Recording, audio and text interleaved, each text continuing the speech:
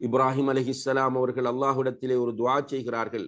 يوم لا ينفع مال ولا بنون إلا من أتى الله بقلب سليم. யா அல்லாஹ், மக்கள் எல்லோரும் எழுப்பப்படக்கூடிய அந்த நாளில் என்னை நீ இழிவுபடுத்தி விடாதே.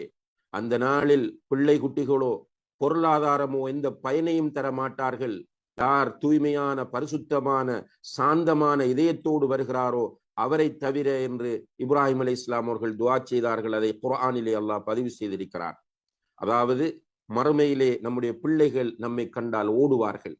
எந்த பிள்ளைகளுக்காக பிள்ளைகள் பிள்ளைகள் பிள்ளைகள் என்று கண் விழிக்கிறோமோ, பொருள் தேடுகிறோமோ, பிள்ளைகளுக்காக தியாகம் செய்கிறோமோ, கஷ்டப்படுகிறோமோ, அந்த பிள்ளைகள் நாளை நம்மை கண்டால் மறுமையிலே ஓடிவிடுவார்கள்.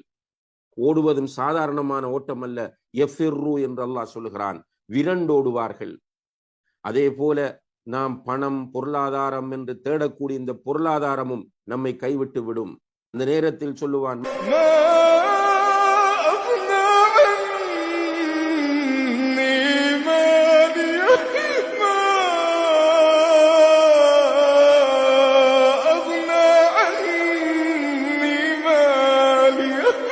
பொருளாதாரம் எனக்கு எந்த பிரயோசனத்தையும் தரவில்லை என்று அவன் கை செய்தப்படுவான் என்று அல்லாஹ் குர்ஆனிலே சொல்கிறான்.